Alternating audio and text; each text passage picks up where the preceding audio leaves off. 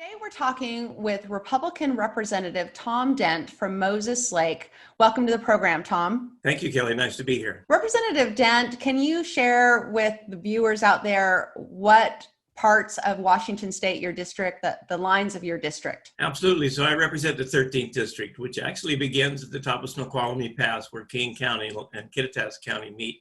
I represent all of Kittitas County. As we cross Columbia River into Grant County, I represent about 80% of Grant County, all but the northern portion.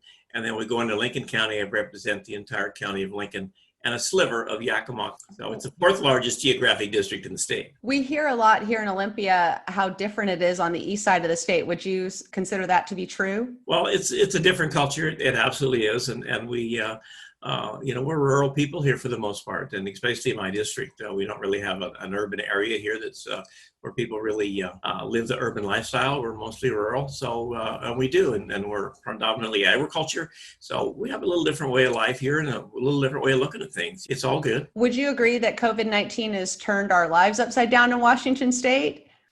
Absolutely. It's turned our lives upside down, the entire world.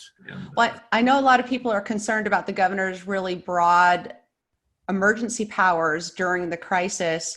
And I know people have been reaching out to your office about that as well. Can you share some of your comments about what he's been doing the last few weeks? Yes, I'm real concerned with the emergency powers that he's been granted. And although they were put into the RCWs, many years ago, way before I was ever in the legislature, actually before anybody who's in the legislature was in the legislature. But he's granted himself emergency powers to handle an emergency, a state of emergency.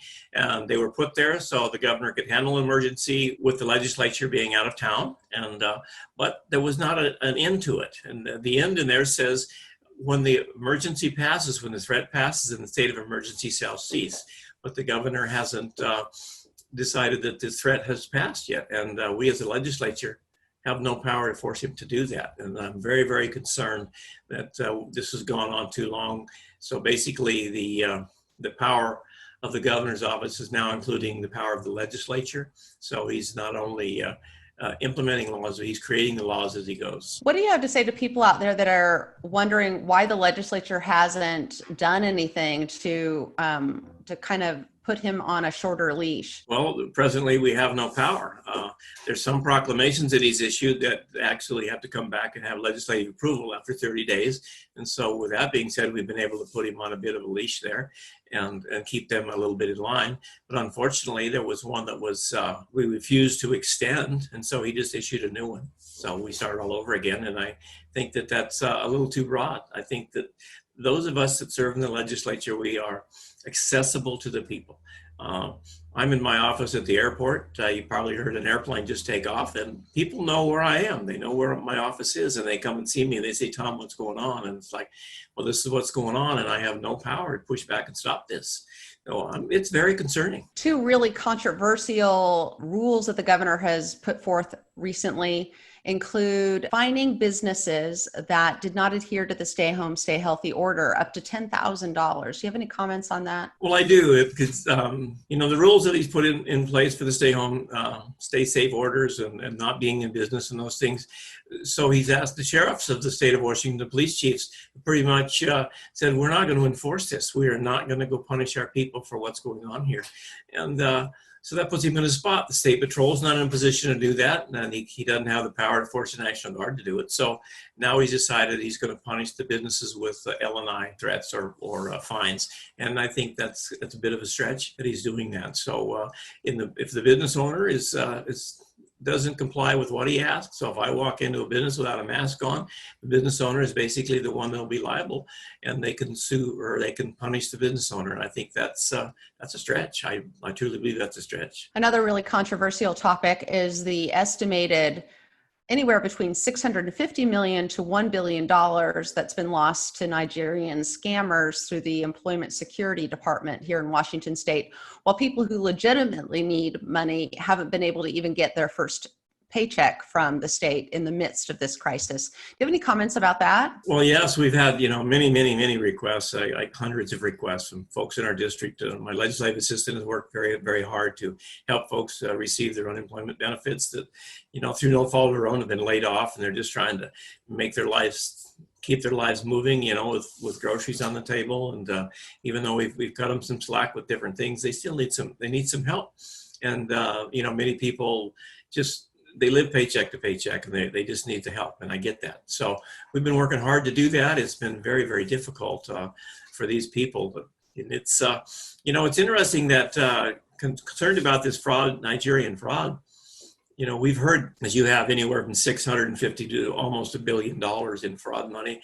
So I was told last week that it was between $600 and $700 million was the number.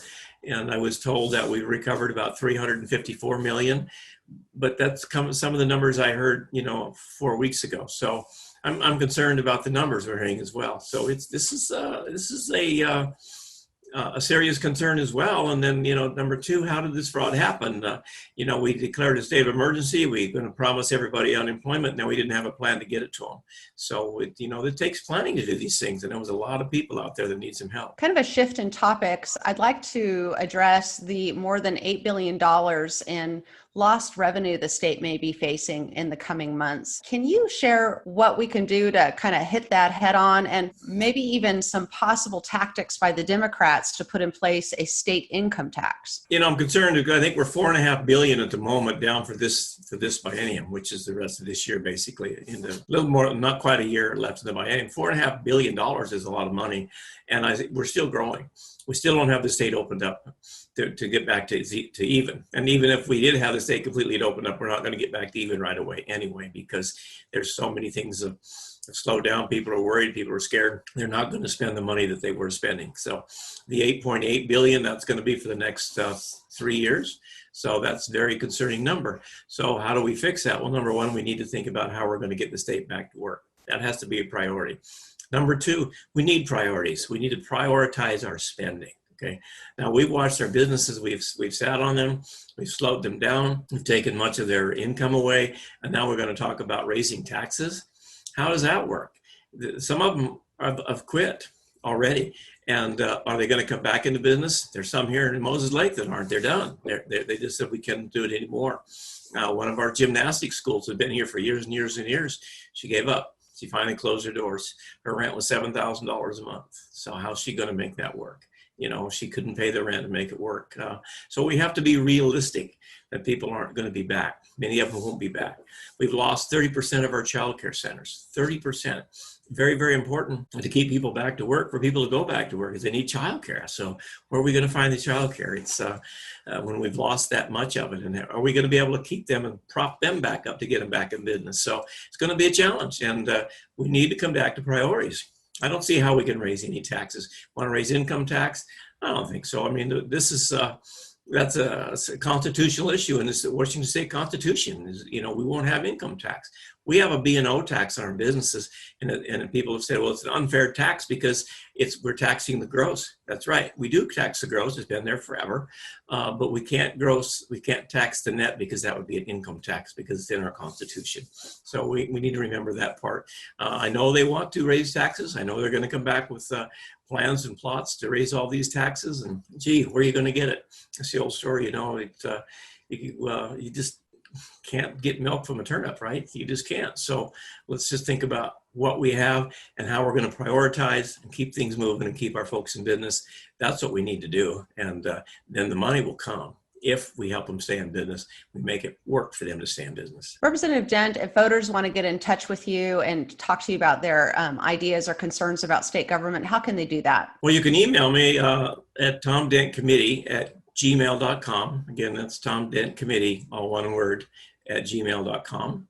Or you can call me at my private office in my hangar, where I'm working these days since we've been in this shutdown, and that's 509-766-6682. Again, that's 766-6682.